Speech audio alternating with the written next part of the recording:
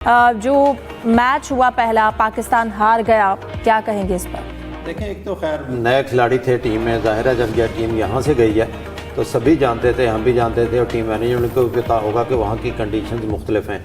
Christ church में अमूमन low scoring match होते हैं। जो लास्ट मैच हुआ था शाहीन शाह अफरीदी की क़यादत में 134 रन बना पाई थी पाकिस्तानी टीम, लेकिन बॉलिंग इतनी अच्छी हुई थी।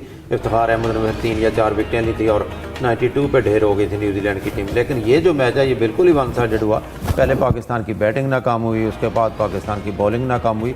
असल जो है वो बैटिंग ही नाकाम हुई क्योंकि इतना कम स्कोर था और पावर प्ले में आपको याद होगा कि 4 विकेटें पाकिस्तान की गालबन 11 रन पर गिर चुकी थी।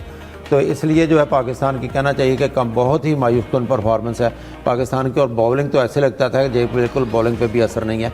और इन्होंने जो चेंजेस किए, अगर पिछली टीम को देखा जाए T20 से जो चेंजेस किए हैं उसमें 3 या 4 प्लेयर नहीं थे। साइम अयूब तो अनफिट हुए, बड़ी देर से बाहर बैठे हैं, और बबर नहीं थे, रिजवान नहीं थे, और लेकिन बहुत बड़ी चेंजेस यही थी 2 या 3।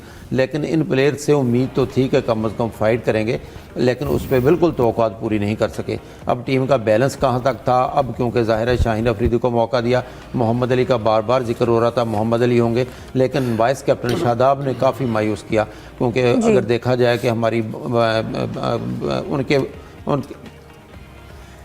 फास्ट बॉलर जो है, ख़ास तौर पर उन्होंने जैकब डफी ने बहुत उम्दा बॉलिंग की है, कायल जेमिसन ने बहुत नपीतुली बॉलिंग की है।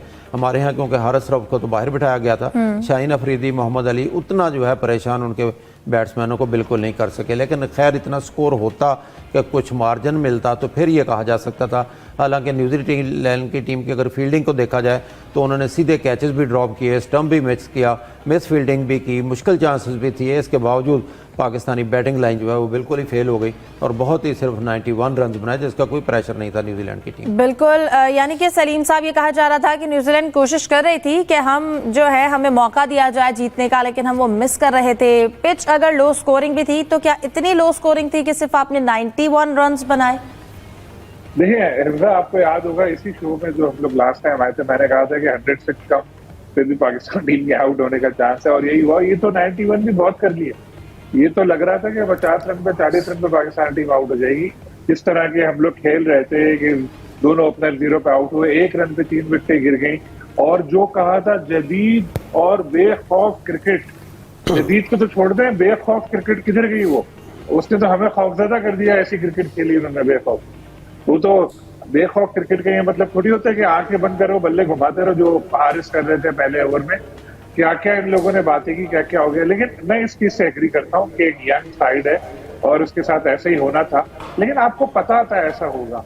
आप बाबर, रिजवान एक साथ सबको साइमन जर्डन से बाहर नहीं कर सकते थे। किसी एक को तो रखते जो बैटिंग को लेकर चलता। हमारे लिए 20 ओवर खेलना मसला हो गया। दूसरी टीम ने 10वें 11वें ओवर में स्कोर बना लिया। ये बहुत ही शर्म की बात है। और समझा गया हमने न्यूजीलैंड को कि इनकी, चलो बहुत सारे IPL में चले गए तो हल्की टीम है, वही इनकी हल्की टीम भी हमारे लिए बहुत भारी है। सिलेक्शन ही ऐसी हुई थी। और अब ये मैं आपको बता दूं, आप नोट कर लीजिए ये बात, इस सीरीज के बाद कहेंगे जी नौजवान खिलाड़ियों पर मुश्तमिल टीम की सीखने के मराइल से गुजर रही है और जल्द ये बच्चे सीख के अच्छा खेलेंगे। कोई अच्छा नहीं खेलेंगे इनको निकाल देंगे फिर बाहर, अगर ये परफॉर्म नहीं कर सकते। ये बांग्लादेश के खिलाफ सीरीज में होता तो बहुत अच्छा था।